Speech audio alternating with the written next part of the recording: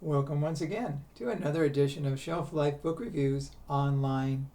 Thank you for watching my video. If you haven't subscribed to my channel, please do so and tell your friends, your book-loving friends, about it.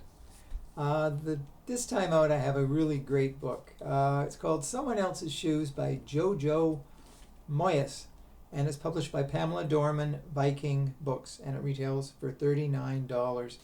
You could call it chick lit if you want to. I call it a great book. Jojo Moyes has written several other types of books, so this is sort of a departure for her. She's a very, very talented writer, and this book has 436 pages, but you don't care how long it is. You almost want the book to go longer because it's such a great read. It's got both humor, serious tones to it, but all in all, it's a book you won't forget. The book revolves around two women. One of them is Sam Kemp. She works in a sales job, and her boss doesn't respect her. Her life is going nowhere. Her husband, Phil, he's dealing with the death of his father, and he's into a deep depression. So he's really not that supportive. And her teenage daughter goes her own way too. She really is, So Sam is basically alone in her world technically. And the other main character is Nisha Cantor, who is part totally opposite of Sam. She comes from a very rich lifestyle thanks to her mega rich husband, and she has had the good things in life. She hasn't had to worry about her next dollar, but life can change in a heartbeat, as we find out. What technically happens is Sam and Nisha go to the same gym.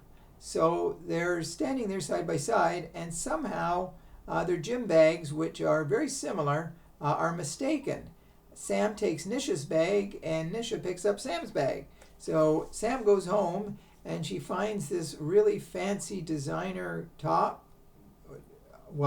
dress, coat, and a pair of Christian Louboutin 6-inch red crocodile spike heels. Now she knows they're definitely not hers. In the meantime, Nisha takes her things home, and she finds some clothes that she refers to as sort of like what the low class would wear. So she goes to get some new clothes, and she finds out her charge card has been denied. She also tries to get money from her bank account.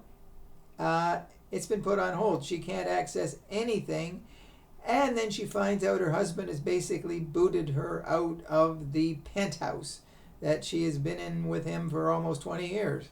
So she's not in a good frame of mind. So what she has to wear, basically to try to go to the store to get new clothes, is an old bathrobe that she has gotten, and flip-flops.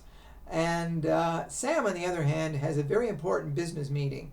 Now, she doesn't have the best of clothes, but she puts on what she found there in the bag, especially the shoes. And once she puts the shoes on, it's almost like, Cinderella with the glass slippers. It transforms Sam into a confident woman. So she goes to the sales meeting where once she feared, and she really hits it out of the park. She seals the deal, and because of the shoes, she's a new woman. So anyways, there's a lot of conflict. Nisha's trying to track down her shoes, and Sam goes to the gym where she got the bag from accidentally, and it's been closed until further notice. So Nisha is basically out on her butt. She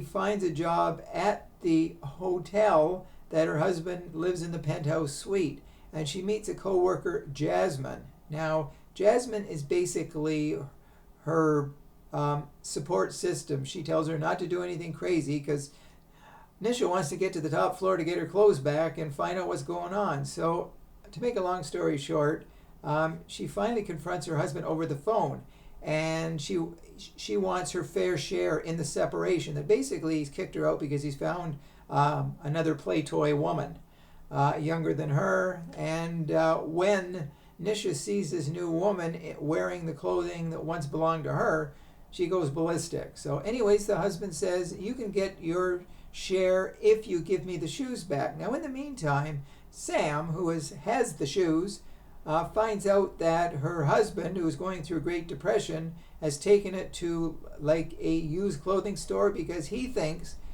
because she's getting all dressed up, that she has another man in her life.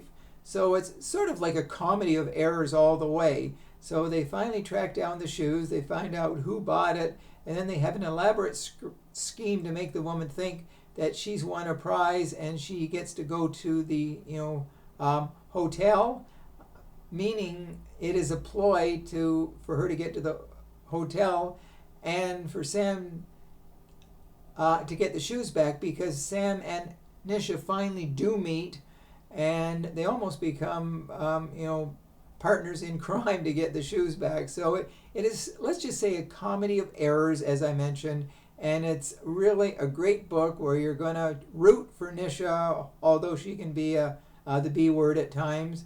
And Sam, you feel sorry for because she's really a sweet person who got in way over her head thanks to a mistake. So you will not regret reading this book. Someone Else's Shoes is definitely a great book for all people. Men will enjoy it, women will enjoy it. Like I said, it's not. It could be bordering on chick lit, but it's bordering on a great read. So go to your local store, pick this book up because you won't regret reading it. You'll love every page. So please let me know if you do purchase it and you do agree with my book review. So until we meet again, and we will, with some more great books to review, stay safe, stay sane, stay in touch, and I will see you at the bookstore. Thanks again. Bye for now.